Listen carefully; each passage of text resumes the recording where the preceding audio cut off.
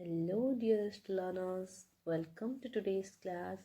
तो पिला माने आमर जो प्रीवियस क्लासेस गुड़िक थिला आम से कौन करी ना आम जो पोएमटी रही अ सैम ऑफ लाइफ ताकू आम डिटेल रे समस्त स्टांजास को डिस्कस कर सारी यहाँ लिखिं किए ना हेनरी वर्ड्सवर्थ लॉन्गफेलो से गोटे अमेरिकन पोएट थिले।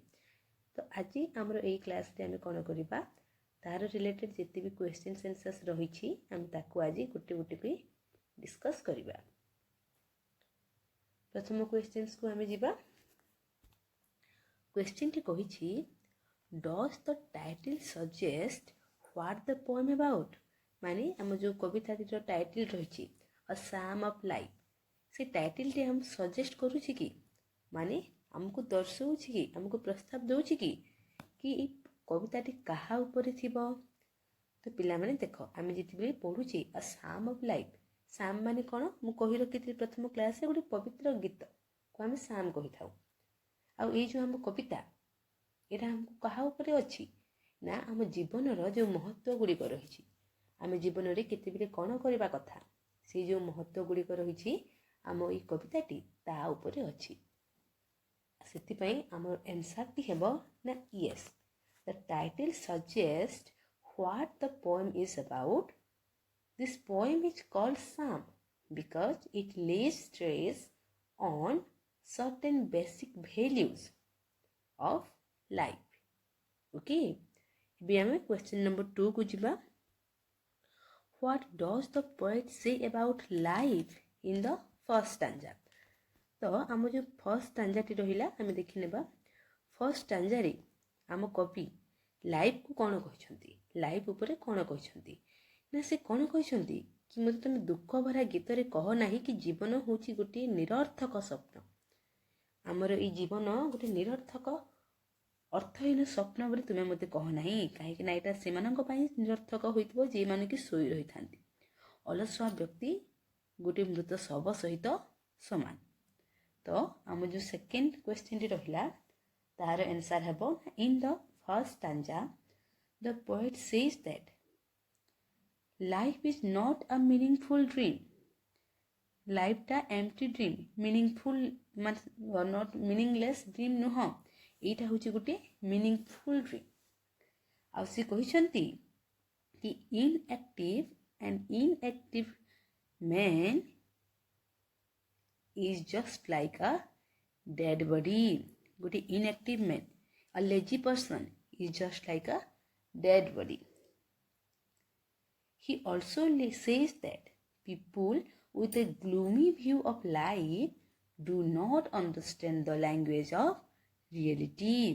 ओके, तो यहाँ थिला आम सेकेंड प्रश्नर उत्तर। ये आम थर्ड क्वेश्चन को जिबा। इठारे आमको क्वेश्चन पचरा जाइछि what does the poet mean by life is real, life is earnest। जिते बेले हमको कवि कहिसंती हम आई थिंक थर्ड स्टांजा रे ना सेकेंड स्टांजा रे जिते बेले कवि कहिसंती कि life is real, life is earnest से हमको कौन कहबा को चाहिसंती। तो देखो पिले लाइफ इज रियल माने कौन ना लाइफ इज रियल माने लाइफ ही होची आम जीवनर सत्य। जीवनर सत्य होची आम जो बंची थाउ ता होची गोटे सत्य। यह होची लाइफ होची पर्पोजफुल आम जीवन लक्ष्य सहित भरपूर होता है एज वेल एज यहाँ होची अर्नेस्ट माने यह सीरियस अटे। तो आम क्वेश्चन नंबर थर्ड रो आंसर टी हेबो by life is real, life is earnest the poet means life is purposeful as well as serious. It should not be taken for granted, it should be treated with value। These two sentences constitute the positive assertion of the poet। Okay, ये हमें हम question number 4 को जिबा। Question number 4 टी कहिछि what is the poet's observation on soul. आम जो soul बा आत्मा रही ता उपरे कवि कौन कहिसंती। तो देख पिले हमें से दिन पढ़ी ना कौन ना आम आत्मार सृष्टि भी नहीं कि विनाश भी नहीं।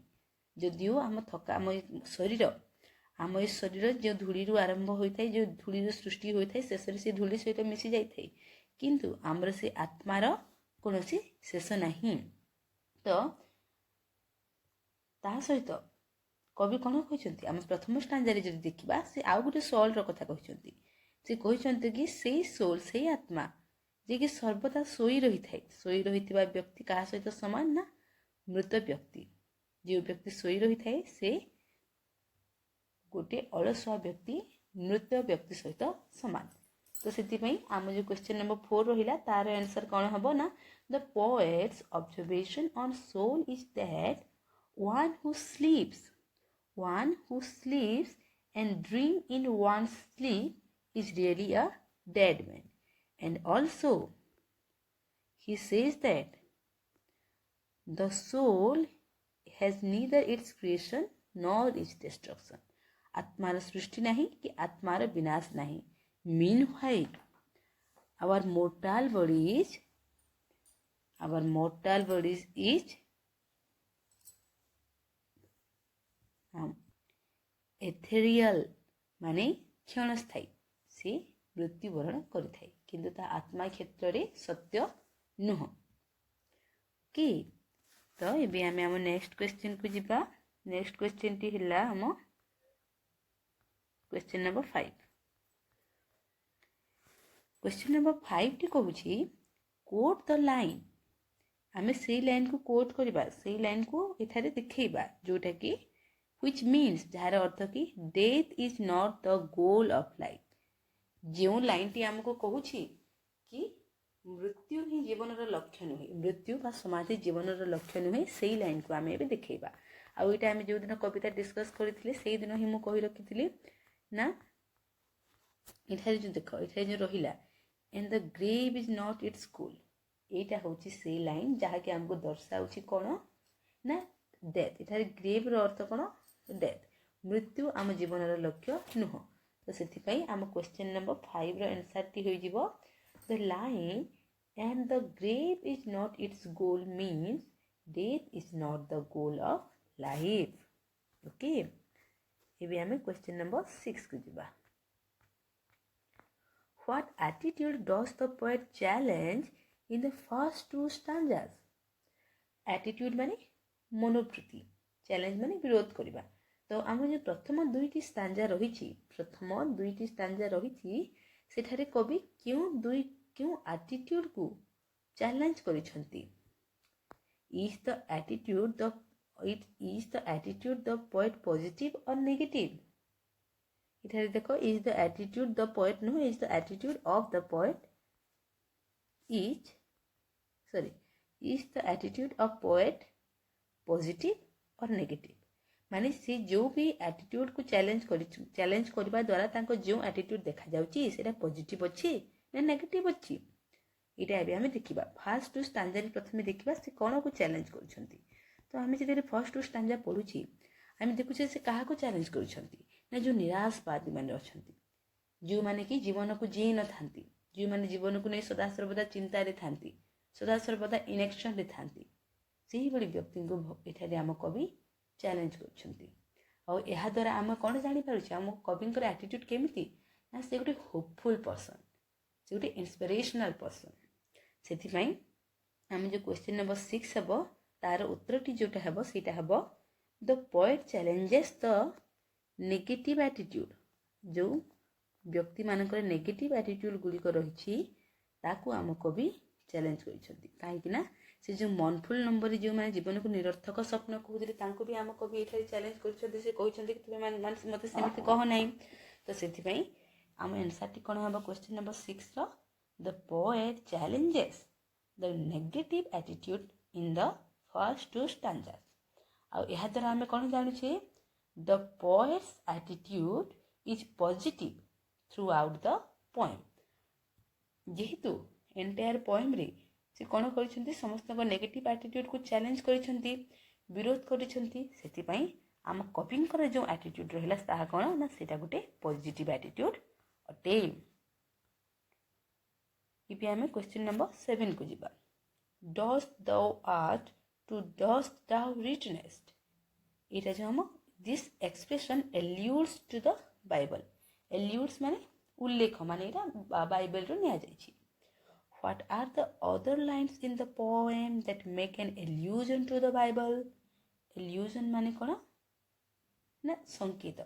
तो देखो ये जो लाइन रहिला हम जो डस्ट डाउ आर टू डस्ट डाउ रिटर्नेस्ट एटा तो बाइबल रो निया जायछि. हम कविता डिस्कस कला बेले मु कहितली हमको एबी क्वेश्चन पचरा जायछि कि आउ को लाइन अछि जोटा कि सी बाइबल रो निया जायछि. तो पिला माने देखो एथिरे जो आंसर रहिला मु तुमको केते गुडी लाइन कहि दुछि जोटा कि बाइबल रो निया जायछि. प्रथमे रहिला हम ए फर्स्ट लाइन माने सेकंड स्टैंजा रे first line life is real life is earnest. एटा जो रहिला एटा भी हम बाइबल रो निया जायछि. नेक्स्ट रहिला आ गोटे लाइन हां be not like dumb driven cattle. मुको गोरु मानक भली रह नाही. ये जो लाइन टी रहिला एहा मध्य हम बाइबल रो निया जायछि. तो हम आंसर टी हबो the lines life is real life is earnest and be not like dumb driven cattle make an allusion to the Bible. Okay ये भी हम क्वेश्चन नंबर 8 को जिबा. What does the poet say about the goal of life in stanza 3? Stanza 3 रे आम जीवन लक्ष्य विषय रे कवि कौन कहते हैं. स्टांजा 3 को देखा यहाँ फर्स्ट टू 3. हाँ इधर से कौन कहते आम जीवन लक्ष्य कौन होगा कथा ना आम आगु पूर्व निर्धारित करने कथा नुह कि आम जीवन लक्ष्य आनंद हेब ना दुख हेब. तो आम जीवन लक्ष्य कौन होगा कथा आम जीवन लक्ष्य या हेबा कथा कि आम सबुदिन कार्य करने कथा आम आग को बढ़ी चलवा कथा केमिति आसंता समय रे आम निजको आग को बढ़िबार देखि परिबा सेति आम सब बेले कार्यरत रहिबा कथा. तो आम आंसर टी होई जिवो the poet says that the goal of life is neither happiness और enjoyment and nor sorrow or despair. So instead, it is action that constitute the goal of life. A man must steadily advance along the road to perfection. Okay. ये हमें question number 9 को जिबा. What is the poet's observation of art? तो पिला माने देखो एठारे आमे जो काली पढ़ी थिले आर्ट आमको आर्ट रो कथा कहा जायतिला आ ऑब्जर्वेशन माने पर्यवेक्षण. तो जो आर्ट रहिला जहा कि कोन कहथिले सौंदर्य जो सौंदर्य वस्तु गुड़िक रहिला सौंदर्य कला गुड़िक रहिला ताको कवि आम कहते आर्ट. आउ ये जो आर्ट रहिला ता ऊपर कवि को पर्यवेक्षण कौन आम देखा कौठार से आमको मेंशन कराई से कहते art is long and time is fleeting. Art is long time is fleeting. से कहते कि जो सौंदर्य सृष्टि अच्छी ता चिरस्थायी अटे. माने आमर जो कला रहिला आमर जो शिक्षा रहिला जिते शिखिबार जिनिस रहिला सेटा अनेक अटे सेटा लॉन्ग सेटा बहुत किंतु आम पाखे समय नहीं समय द्रुत गति रे आग को बढ़ी जाइछि. तो आम आंसर टी हेबो इन द पोएट्स व्यू कविंकर व्यू रे आर्ट जहाँकि the creation of the beautiful is not short lived. Art is everlasting beauty. It stands the force of time. In other words, art is timeless. कवि कहते art होछि हम timeless. Okay ये भी हमें जिबा क्वेश्चन नंबर 10 को. Be a hero in the strive. संघर्ष रे हमें केमिति हेबा कथा गोटे हीरो हेबा कथा गोटे वीर भली कार्यरत हेबा कथा. Is it an inspiring call of the poet? यह आम कविंकर एक प्रेरणादायक उक्ति अटे कि what other things does the poet urges us to do? तो से जमी आमको कहते कि संघर्ष जिते चलती संघर्ष रे आम गोटे हीरो हेबा कथा यह गोटे प्रेरणादायक उक्ति अटे निश्चित भाव में. तो सी आमको पचारि आउ क्यों क्यों प्रेरणादायक उक्ति तुम ये देखा पाउछ. ठीक अच्छे ताहले आम तो प्रथम जो क्वेश्चन रहिला कि is it an inspiring call of the poet? यार आंसर कौन हेबो? Yes, it is undoubtedly an inspiring call of the poet. आउ से कौन कौन आमको करिसेंती ना से हमको the poet urges us to prefer the present to the past and future, to act, to be confident, learn to walk and wait for the rewards. से जेतेबेले हमको कहिसेंती be a hero in the strife. तापर से कौन कहिसेंती से आउ हमको कौन पाई अर्ज करिसेंती that we should not trust the future nor the past, but we should act in the present and we should have faith in ourselves and in God. ହେଲା तो ସେଥିପାଇଁ ଆମେ जो क्वेश्चन नंबर 10 रहिला तार आंसर टी हबो कोन ना yes, it is undoubtedly an inspiring call of the poet. The poet urges us to prefer the present to past and future, to act, to be confident, learn to work hard and wait for rewards. Okay, एबे हमें question number 11 को जिबा. Why does the poet prefer the present to past and future? तो एठारे जो आम कवि कहिथिले कि फ्यूचर को भी तमे भरोसा करो नहीं कि पास्ट को भी नहीं कि अतीत को भी नहीं कि बसी रहने से कहिथिले हमको हमें वर्तमान समय रे बंचिबा कथा, वर्तमान रे जो परिस्थिति अछि ताहाको उपभोग करिकि ताहाको अनुसरण करिकि आगो को बढ़िबा कथा. तो से काहे कि एमिति कहिथिले काहे कि ना हम कवि कहिबा मतलब कहिबा जो हिसाब से कहिथिले तांकर अर्थ थिला कि हम जो फ्यूचर टी अछि ताहा अनसर्टेन थाए. से फ्यूचर रे कोन हेबो किहे जानि नाहंती. आ पास्ट जो रहिला पास्ट हमको कोन दै थाए ना से ताहा हमको सोरो दै थाए, दुख दै थाए. आमे ताकु नेकी अनुताप करि थाउ. सेथिपाई से हमको कहिसंती कि आमे काहाकु नेकी बंचिबा कथा, आमे प्रेजेंट नेकी बंचिबा कथा. जेहेतु प्रेजेंट नेकी आमे भलो भाबरे बंचिले हम फ्यूचर भी हैप्पीनेस रे भरि जिवो, प्लस आमे जेतिबेले भविष्य रे अतीत को मन पकाइबा सेतिबेले हमको आ कोनोसी अनुताप रहिबो नाही. तो सेतिपाई हम क्वेश्चन नंबर 11 रो आंसर टी हे जिवो the poet prefers the present to past and future because the present is the reality, the future is uncertain and the past brings us sorrow. Okay, एबे हमें क्वेश्चन नंबर 12 को जिबा.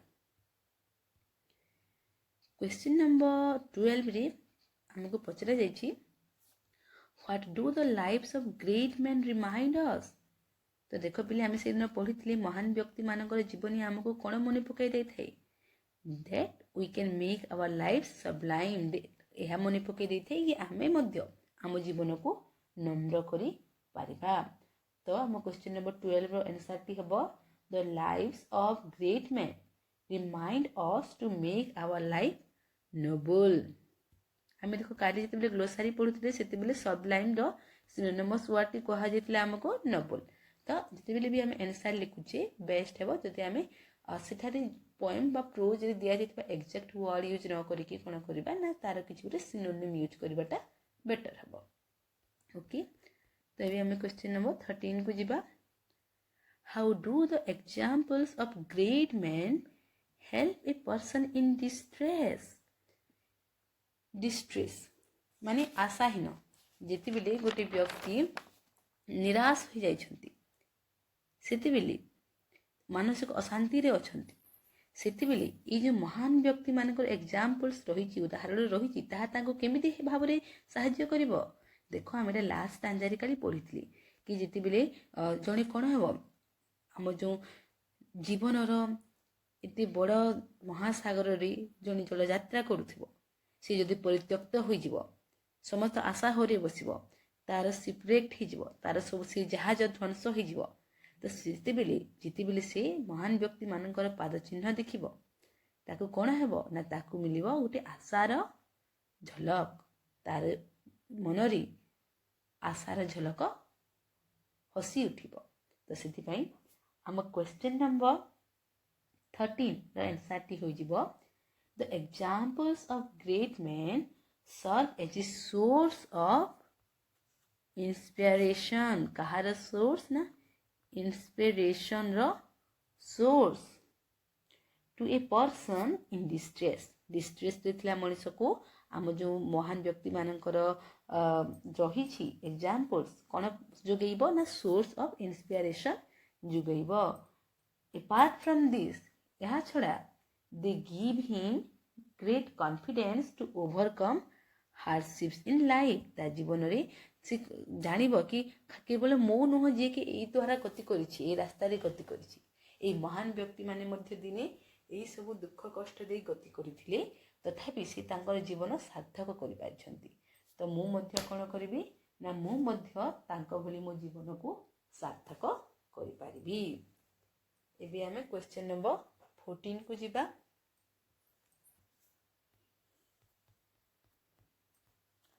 Okay, तो question number 14 हमको पचारिछि how can we make our life sublime. आमे आम जीवन को केमिति भाबरे नोबल करि परिबा, आमे आम जीवन को किपरि भाबरे नम्र करि परिबा। आ देखो हमको क्लू दिया है लास्ट स्टांजा माने हमर ए आंसर टी हमको लास्ट स्टांजा पढ़ी कि आंसर करबा को पड़िबो। तो लास्ट स्टांजा रे कोन कहछंती कवि कहछंती कि आमे एबे ही छिड़ा हे कि कार्यरत हो जिबा कथा। आमे हृदय रे कोनोसी भी आशा रखिबा कथा नुह। भाग्य रे जहाँ भी थाउ भाग्य आमे कार्यरत हेबा उचित। आमे सब बेले किछि गुटी हासिल करिबा, आमे सफलता पछरे लागी रहिबा उचित। आमे कोन आमे निजे हार्ड वर्क आमे निजे परिश्रम करिबा कथा एवं केमिति धैर्यर सहित आमे फलाफल बा सफलता को अपेक्षा करिबा ताहा मध्ये शिखिबा कथा। तो आम जो क्वेश्चन नंबर 14 आम जो क्वेश्चन नंबर 14 रहिला तार आंसर टी कोन हबो।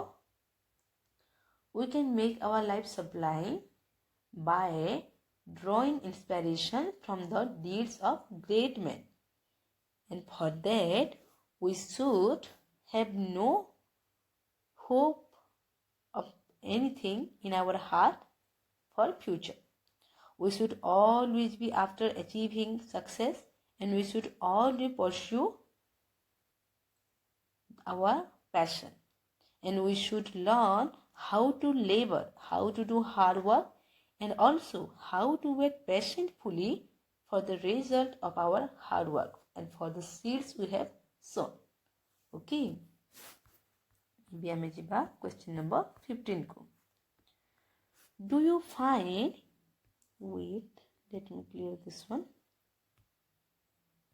Okay, do you find each stanza has 4 lines rhyming alternatively at the end? देखो आसीगला हम राइम स्कीम ये कहिछि कि समस्त स्टांजा कोन अछि 4 लाइन्स अछि। यस, राइमिंग अल्टरनेटिवली माने प्रथम सहित तृतीय आ द्वितीय सहित चतुर्थ राइम करूछंती एट द एंड सेसरी। And each stanza has a recurrent rhythm pattern. Rhythm माने कोन ना रिदम माने सॉरी रिकरेंट माने पुनः पुनः आ रिदम माने से स्वर है। रिकरेंट माने पुनः पुनः। तो पुनः पुनः कौन होची ना गोटे राइम पैटर्न अच्छी किटा से प्रथम लाइन रे रहिला हम 8 सिलेबल्स तापरे 7 सिलेबल्स तापरे 8 सिलेबल्स तापरे 7 syllables 8 7 8 7। What is the rhyme scheme of the poem तापरे हमको पचरा जाइछि what is the rhyme scheme of the poem. Okay, तो देखो प्रथमे जो रहिला आमे देखिबा समस्त पोएम रो राइम स्कीम समान अछि कि अल्टरनेटिवली। देखो इठारे नंबर्स यस राइम करूछि। ड्रीम सिम इटा भी राइम करूछि। इला देखो 1 2 3 4 5 1 2 3 4 5 6 1 2 3 4 5 6 1 2 3 4 5 6 7 3 4 6 हाँ। तो देखो आ नेक्स्ट आंसर रहिला और नेक्स्ट सहित रिटर्नेस राइम करूछि गोल सहित सोल तापरे सोरो सहित टुमोरो वे सहित टुडे। नेक्स्ट रे फ्लिटिंग सहित बीटिंग ब्रेव सहित ग्रेव। नेक्स्ट रे रहिला बेटल सहित कैटल लाइफ सहित स्ट्राइप। प्लीजेंट सहित प्रेजेंट डिड सहित ओवरहेड नेक्स्ट आम रहा अस सहित अस सब्लाइम सहित टाइम तापर आसला आमर एनादर सहित ब्रदर मैन सहित अगेन तापर डूइंग सहित परसुइंग फेट सहित विथ अर्थात आम समस्त एंटायर पोएम राइम स्कीम समान अच्छी सेटा होची आम जदि लिखिबा ए बी आउ जो सिलाबल कथार कह कि कौन अच्छी ना सिलाबल्स 8787 तो देख पे सिलाबल्स जेनराली कौन आम आम जो भावेल साउंड रहा भावेल को लेकिन आम ताकू गणी था तो ये आम भावेल संख्या केतोटी अच्छी ना फर्स्ट रहा 1 2 3 4 5 6 7 8 है तो से सी कहते आम जो सिलाबल संख्याटी रहा ताहा कौन है समस्त पोएम रे अच्छी 8787 आम देखिले आम प्रथम जो रहा लाइन टी आम प्रथम लाइन रे कौन यहाँ रहा ई र 1 2 3 4 5 6 7 8 तापर 1 2 3 4 5 6 7 1 2 3 4 5 6 7 8 1 2 3 4 5 6 7 8 तो कौन हम ना आम जो राइम स्कीम टी रहा आम पोएम रे सबु थारे समान अच्छी ओके तो से आम जो क्वेश्चन नंबर 15 रहा तार आंसर टी कौन हो ना क्वेश्चन नंबर 15 रो आंसर टी हो yes every stanza has 4 lines rhyming alternatively eight the and and each stanza has a recurrent rhyme pattern. The rhyme scheme of the poem is आम भी discuss कले rhyme scheme टा कौन ना A B okay ये आम जीवा question number 16 को the poet uses some depressing words depressing माने कष्टदायक मानसिक रूप से अशांत हम कवि केतक डिप्रेसिंग वर्ड्स यूज करछंती जेमिति कि मनफुल माने दुखमय एम्प्टी माने खाली अर्थहीन डेड मृत ग्रेव समाधि what other such words does his use in the poem ता छड़ा आउ क्यों क्यों सेमिति दुख भरा डिप्रेसिंग वर्ड आम कविटी ए कवितार यूज करिसंती ओके आम देखिबा को लाइन गुड़िक अच्छी जहाँकि कवि एठारे यूज करिसंती मनफुल तो लिखा होची एम्प्टी भी डेड भी और स्लम्बस ना स्लम्बस सेमती किसी हेनी okay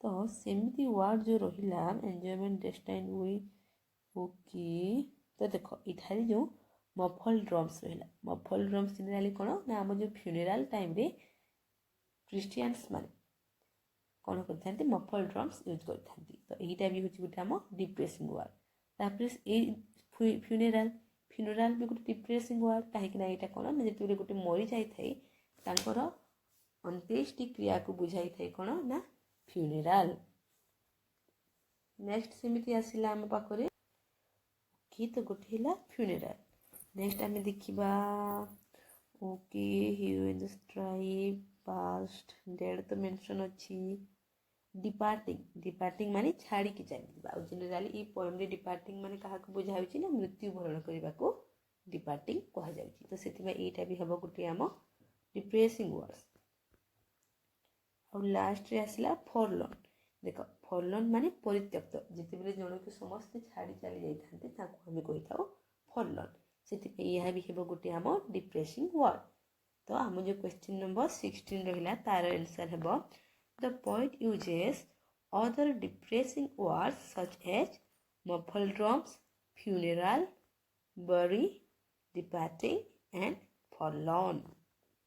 Okay. Next time question number 17 को जिबा. What is the tone of the poem? Inspiring or despairing?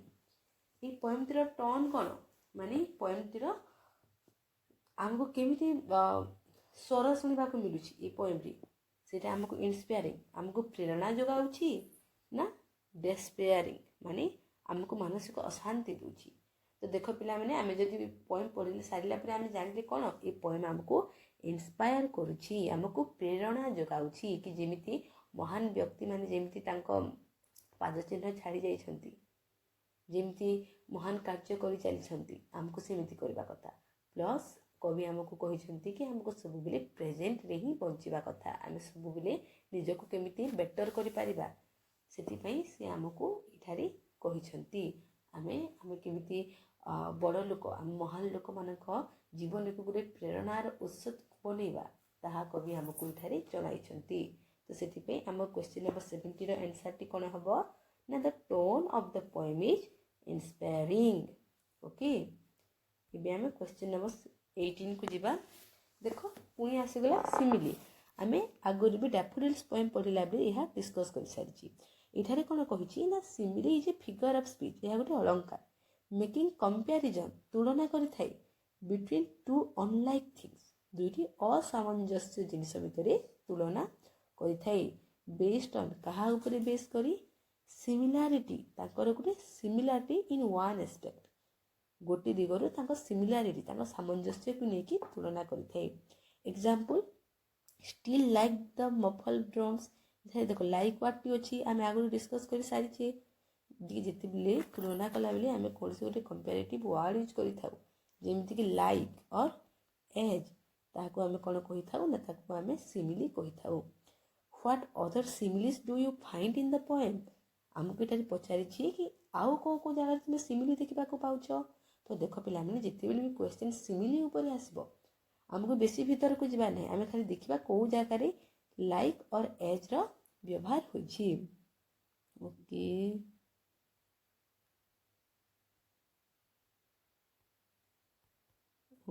ଏଠାରେ ନାହିଁ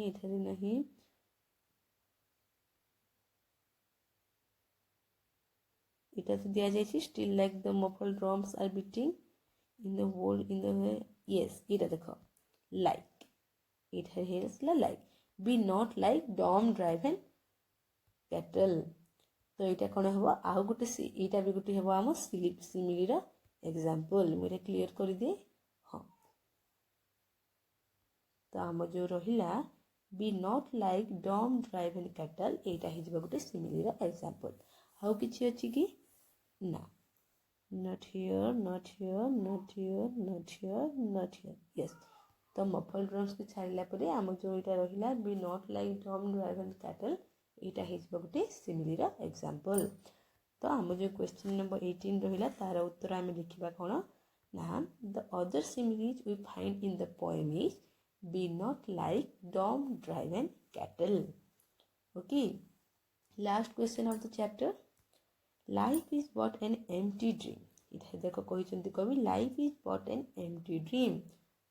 what figure of speech is used here ଏଠାରେ କେଉଁ ଫିଗର୍ ଅଫ୍ ସ୍ପିଚ୍ ୟୁଜ୍ ହୋଇଛି quote another line of the same stanza in which this figure of speech is used ସେଇ ଷ୍ଟାଞ୍ଜାର ଆଉ ଗୋଟେ line ଆମେ ଖୋଜିବା ଯେଉଁଠାରେ କି ସେଇ same figure of speech use ହୋଇଛି। ତ ପ୍ରଥମେ ଦେଖ ପିଲେ life is but an empty dream ତ ଏଠାରେ କବି କ'ଣ କରିଛନ୍ତି ଲାଇଫ୍କୁ ତୁଳନା କରିଛନ୍ତି କାହା ସହିତ ଗୋଟେ ଅର୍ଥହୀନ ସ୍ୱପ୍ନ ସହିତ ତ ତୁଳନା କରିଛନ୍ତି କିନ୍ତୁ ଏଠାରେ କୌଣସି କମ୍ପାରେଟିଭ୍ ୱାର୍ଡ଼ ନାହିଁ। ଆମେ ଯେତେବେଳେ ଡ୍ୟାଫୋଡିଲ୍ସ ପୋଏମ୍ ପଢ଼ୁଥିଲେ ମୁଁ ସେତେବେଳେ କହି ରଖିଥିଲି ଯେତେବେଳେ ଦୁଇଟି ଅସାମଞ୍ଜସ୍ୟ ଜିନିଷ ମଧ୍ୟରେ କବି ତୁଳନା ସ୍ଥାପନ କରିବେ କୌଣସି ଗୋଟିଏ ସାମଞ୍ଜସ୍ୟ ଆସ୍ପେକ୍ଟକୁ ନେଇକରି without using any comparative word ତ ସେତେବେଳେ କେଉଁ ଫିଗର୍ ଅଫ୍ ସ୍ପିଚ୍ ୟୁଜ୍ ହୋଇଥାଏ ନା ସେତେବେଳେ ଯେଉଁ ଫିଗର୍ ଅଫ୍ ସ୍ପିଚ୍ ୟୁଜ୍ ହୋଇଥାଏ ସେଇଟା ହେଉଛି ଆମ ମେଟାଫର୍। ତ ଏଇ ଯେଉଁ ଲାଇନ୍ଟି ଏଠାରେ କବି କ'ଣ ୟୁଜ୍ କରିଛନ୍ତି ଏଠାରେ କରିଛନ୍ତି ମେଟାଫର୍ କାହିଁକିନା ସେ ଲାଇଫ୍କୁ ଜୀବନକୁ ଗୋଟିଏ ଅର୍ଥହୀନ ସ୍ୱପ୍ନ ସହିତ ତୁଳନା କରିଛନ୍ତି। ତ ସେଇ ଷ୍ଟାଞ୍ଜାର ଆଉ କେଉଁ ଲାଇନ୍ଟି ମେଟାଫର୍ ୟୁଜ୍ ହୋଇଛି ଆମେ ଦେଖିବା। ତ ଦେଖ ଲାଇନ୍ଟି ଏଇଠି it tell me not in mournful numbers life is but an empty dream ଆମକୁ ଏଇଟା ଏକ୍ଜାମ୍ପଲ୍ ଦିଆହେଇଛି। For the soul is dead that slumbers ଏଠାରେ ଦେଖ ଏଠାରେ କହିଛି କି ସେଇ ଆତ୍ମା ହେଉଛି ମୃତ ଯିଏକି ଶୋଇ ରହିଥାଏ। ଆଉ ଦେଖ ପିଲାମାନେ ସୋଲ୍ କହିବା ଦ୍ୱାରା ଏଠାରେ କାହାକୁ ସେ କହିବାକୁ ଚାହିଁଛନ୍ତି सोल रो अर्थ से पर्सन से सोल कहीकि मनीष को बुझाई अर्थात से मनीष मृत अटे जी कि सब बेले शोई रही थाए अर्थात ये कौन कर कवि आत्मा को मनीष व्यक्ति को दर्शाइबा सोल वाटी यूज करिसेंती तो सेठी आम जो रहिला पर्सन मान को तुलना कर soul and things are not what this thing तो ये कौन हम ना आम जो फर्स्ट स्टैंजार थर्ड लाइन रही for the soul is dead that slumbers यहाँ हो आम मेटाफर एग्जांपल तो आम लास्ट क्वेश्चन जो रहिला तार आंसर टी कौन हम ना तार आंसर टी हम the figure of speech used here is a metaphor and another line of the same stanza is for the soul is dead that slumbers. Okay, तो पिला माने एटा थिला आम question answers of the topic A Psalm of Life written by Henry Wadsworth Longfellow. I hope it was easy for you to understand. I hope every question was discussed clearly. যদি किसी भी doubt अच्छी I will be happy to clear that so thank you so much for watching the video आज video को आम ये रखा आ बाकी जिते भी क्लास रहा जिते टॉपिक गुड़िक अच्छी आम अपकमिंग क्लासेस रे से गुड़िक कवर करवा तो ठीक अच्छे पिला माने thank you so much for watching the video see you in the next class.